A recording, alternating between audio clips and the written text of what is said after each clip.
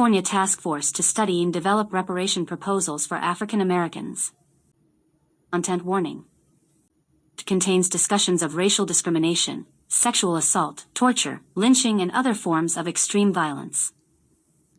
Contains unedited historical quotations and photographs of white supremacist hatred, torture, lynching, autopsy, and other forms of graphic violence.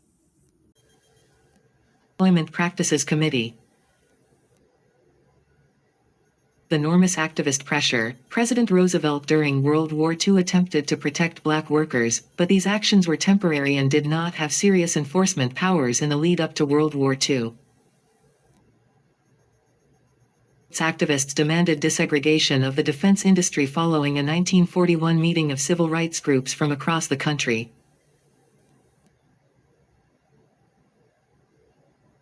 Activists formed the March on Washington movement with the aim of using mass protest to desegregate the military and industrial workplaces that were central to the war effort. 290 Soon the movement had spread across the country, with local chapters from San Francisco to Washington, D.C. 291.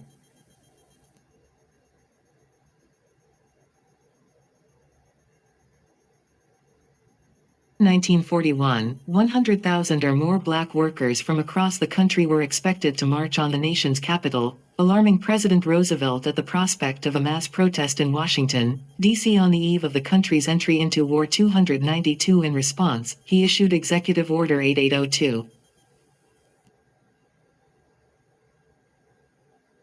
Both banned discrimination on the basis of race in government employment, defense industries, and training programs and created the Fair Employment Practices Committee (FEPC) to investigate and address complaints of race discrimination. 293 While a step forward, FEPC had power over only public-financed wartime industries, and it did not have any real enforcement power. It was only able to issue recommendations, including the cancellation of defense contracts in cases of persistent discrimination. 294.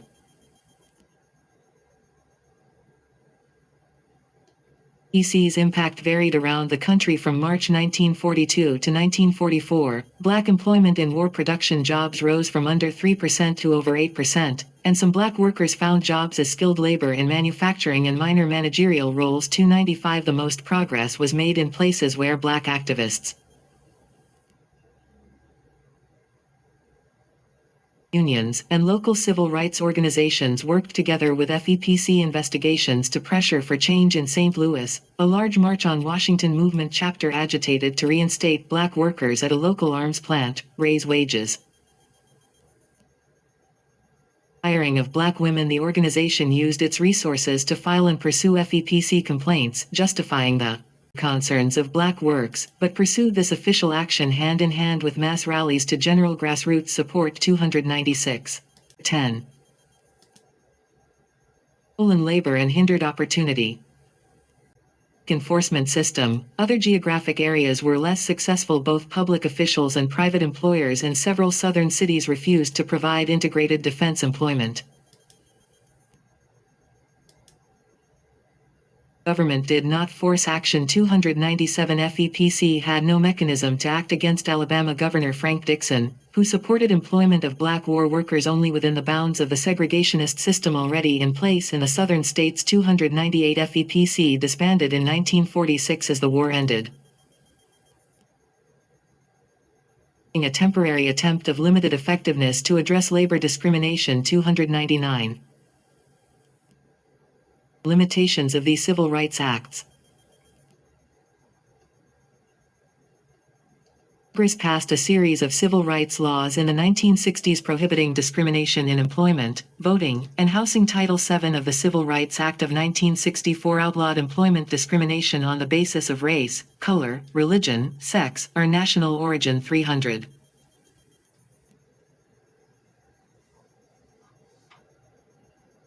Seven created strong protection for black workers throughout the country, making it illegal for an employer to 1. Fail to hire or discriminate against a worker, or 2. Limit job opportunities because of that worker's race, color, religion, sex, or national origin. 301.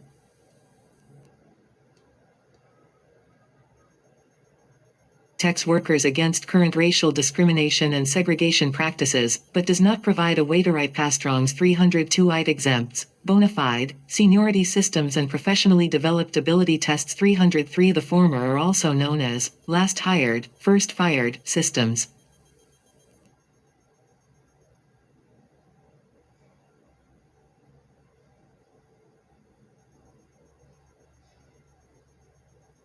Latter include tests developed as part of an application process, such as for firefighters, even though these can be employed in a discriminatory manner. 304 Strict adherence to a seniority system means that last hired Black workers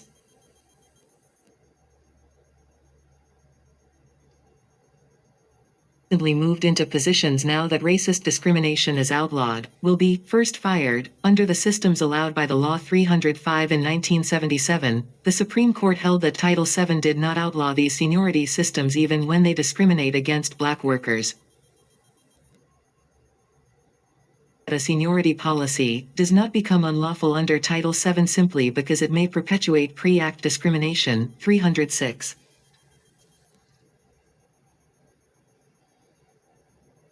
And is limited in other ways as well. The Supreme Court also drew a line between intentional and unintentional discrimination. 307 Currently, Title VII protects an employee if they can show that their employer intended to discriminate against them.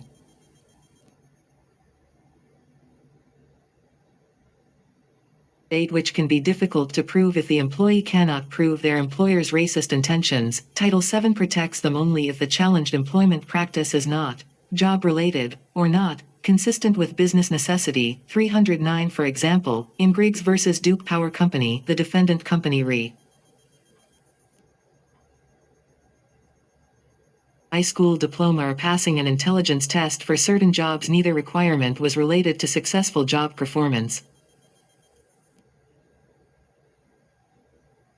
Both requirements disqualified Black applicants at a substantially higher rate than white applicants. 310 The requirements did not fulfill a genuine business need and was thus prohibited by the Act 311 in 1965.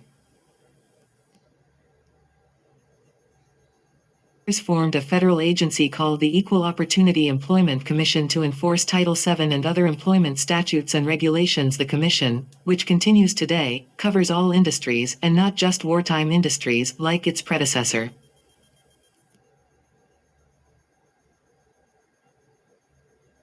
Fair Employment Practices Committee 312 It also has enforcement powers to assess penalties and issue orders, instead of only making recommendations. 313 However, the agency has been chronically underfunded.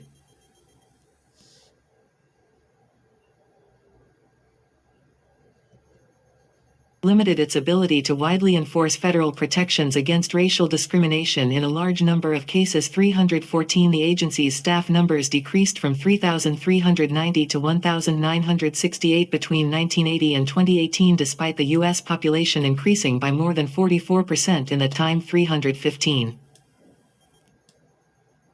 of affirmative action. Civil rights acts were only forward-looking between 1964 and the late 1970s.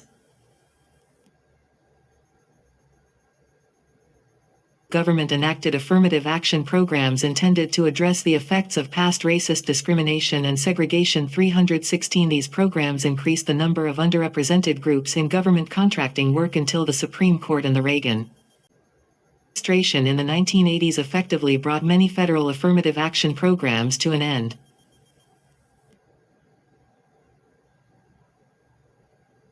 1965, President Lyndon B. Johnson issued Executive Order 11,246, which required government contractors to employ affirmative action to expand opportunities for underrepresented groups and established the Office of Federal Contract Compliance to enforce the Order 317 in 1972. Administration approved the Philadelphia Plan, which instituted numerical goals and timetables for the integration of Black and other racial minority workers into federal contracts. 318 In the late 1970s, President Jimmy Carter extended affirmative action requirements to state and local governments. institutions, and contractors, nearly every entity that did business with the federal government. 319 These executive actions, along with anti-discrimination laws, improved labor market conditions for African Americans. 320 Between 1974 and 1980, the rate of minority employment in businesses that contracted with the federal government rose by 20%. 321 Local government set-aside programs also had impact. A 2014 study found that these programs led to a 35 to 40% reduction in the black-white gap in self-employment, which is a proxy for small business ownership. That the gains mostly benefited those who were better educated. 322 1970s, an organized backlash had developed and a number of lawsuits challenged the constitutionality of affirmative action. 323 In response, U.S. Supreme Court began narrowing the scope of affirmative action programs. The court has not held that affirmative action is permissible as redress for past harms. The court, however, did reject explicit race-based quota systems in Regents of the University of California versus back in 1978 there.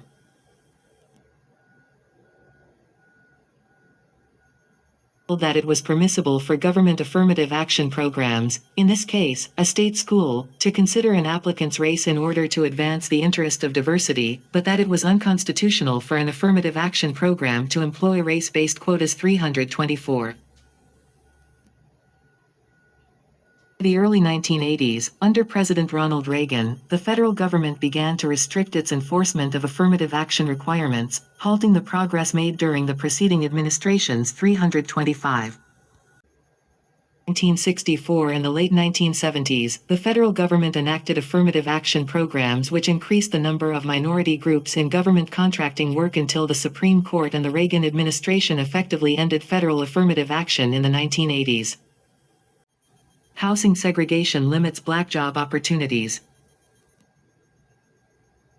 Despite the unquestionable progress made in civil and workers' rights since the Civil Rights Acts, numerous systemic issues continue to harm black workers. Government and private actions described in Chapter 5 created a segregated American landscape across the country. This residential segregation created an entrenched type of employment discrimination in the second half of the 20th century. Following World War II, white workers followed the government incentives described in Chapter 5, housing segregation, and moved to the suburbs. 326 large industrial employers closed facilities in urban centers and followed the white workers. 327 black workers could not move to the suburbs due to the barriers erected by federal and local governments, were left behind in urban centers. 328 These barriers included discriminatory and inequitable government transportation policy decisions that limited urban African Americans' access to jobs. 329 Like the Bay Area Rapid Transit BART system, designed in the 1960s in an Oakland neighborhood that is one of the most diverse in the city and one of the densest parts of the region, BART trains run nearly 3 miles without stopping.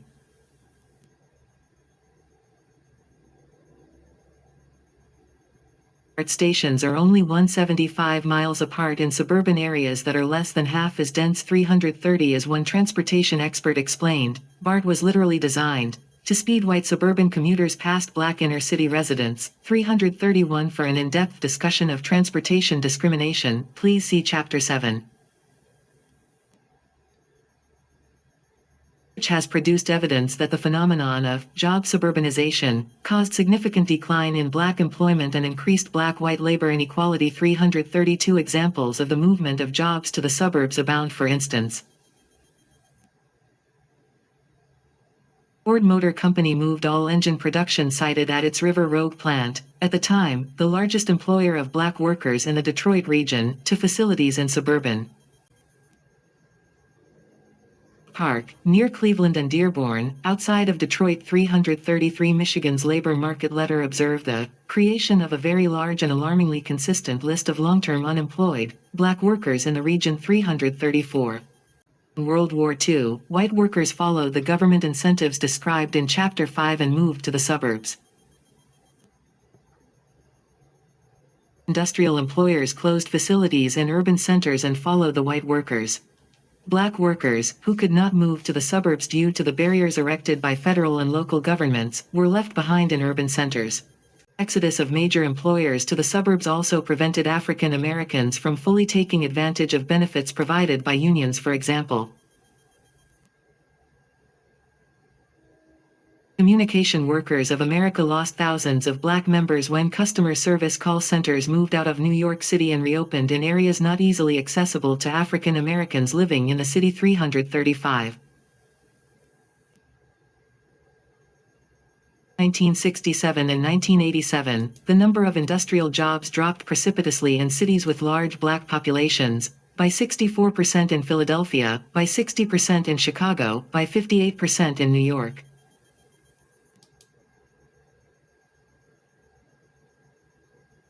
By 51% in Detroit. 336. Oakland and Los Angeles also experienced a decline in manufacturing. 337. Automobile and tire companies that had been prevalent in Los Angeles shuttered or moved to the suburbs as early as the 1950s. 338. An analysis of census data for the 15 largest metropolitan areas of the time found that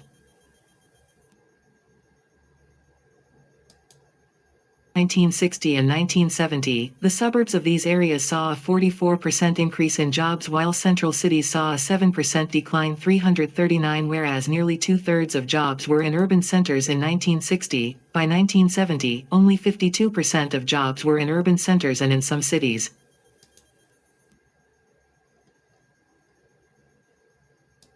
Of jobs were suburban. 340. Corporate executives occasionally admitted that avoiding black communities, sometimes, motivated their decisions about where to locate. 341. Federal jobs in urban centers also dropped by more than 41,000 between 1966 and 1973. 342. 1990s, the black urban industrial working class had nearly disappeared nationwide. The impact was broad. Between 1970 and 1993, African Americans lost ground in nearly every economic category.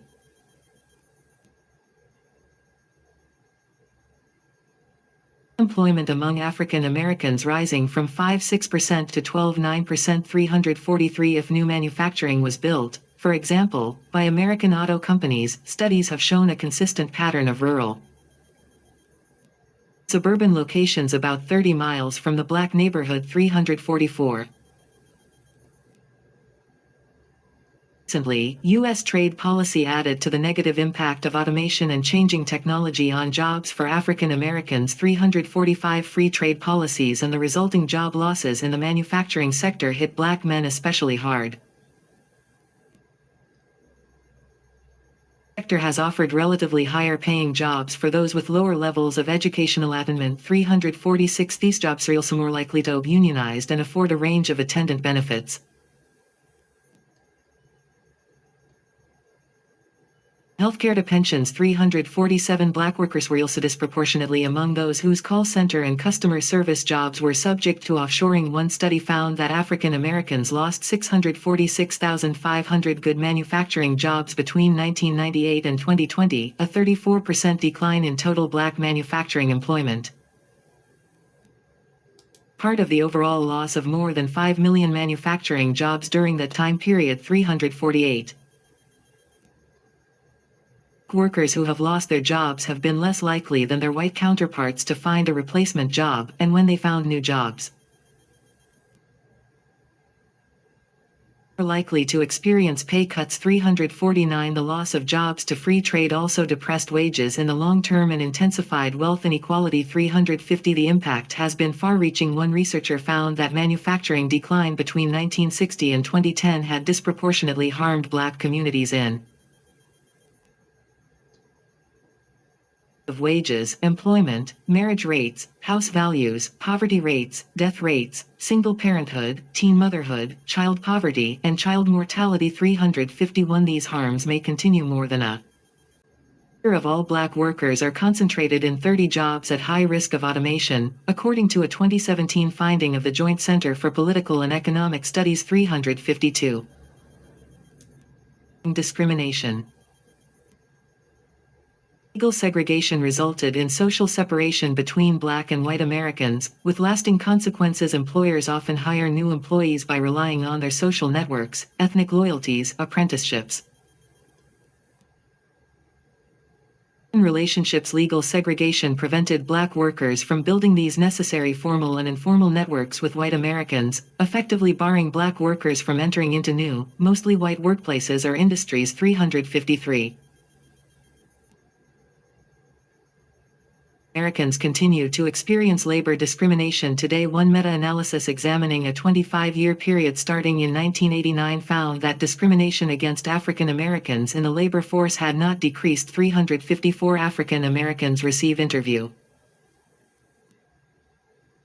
callbacks for jobs at lower rates than white people in a study where equally qualified resumes with white-sounding and Black-sounding names were sent out. White applicants received 36% more callbacks than Black applicants. 355. Researchers enhanced the resumes associated with Black-sounding names to make them stronger. It still received more callbacks. 356. Another study found that Black candidates had stronger odds of being called for an interview when their resumes were stripped of information conveying racial or ethnic background. 357. Discrimination against job applicants with criminal history is another factor limiting work opportunities for African Americans, as discussed above in the licensure section. Discrimination is mandated in some instances and permitted in others. 358. As mass incarceration has disproportionately impacted African Americans, they have disproportionately suffered post-incarceration challenges. By 2010. Felony convictions accounted for 8% of all adults and 33% of Black adult males. 359. Having a felony conviction is worse for formerly incarcerated Black job applicants than white applicants. 361. Study found that Black men with no criminal history applying for entry-level jobs were likely to receive a call back than applicants who had recently been incarcerated. 361. Research has shown that even in jurisdictions with ban the box policies barring employers from asking about a candidate's criminal history on a job application, Black applicants receive significantly fewer callbacks than white job applicants because employers may assume the Black applicants have a criminal history. 362. Black women have endured both racism and sexism and persistently had their labor devalued. 363. Black men experience discrimination in the labor market in unique ways. This is in part due to the criminalization of Black men and boys, examined in Chapter 11. Results in societal distrust and isolation of Black men and boys. 364. Growing emphasis on soft skills particularly disadvantages Black male job applicants. Employers wrongly perceive Black men as lacking in these skills that are viewed as increasingly important. 365. Researchers have found that employers hold false negative beliefs about the dependability, motivation, and attitude of Black men. Likely to change these racist beliefs during a written application or interview. 366. Employment gaps are worse among educated workers. 367. A 2014 study revealed that 12.4% of Black college graduates aged 22 to 27 were unemployed in 2013.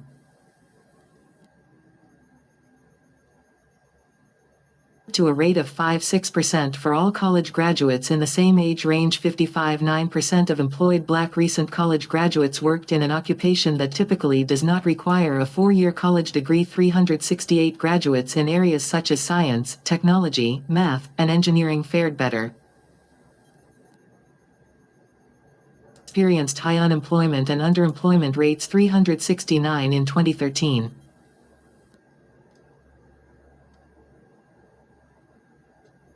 College graduates majoring in 9 of 12 broad categories had less than a 50% chance of holding a job that required their degree. 370. Another study found that Black individuals who received MBAs from Harvard between 2007 and 2009 began their careers earning approximately $5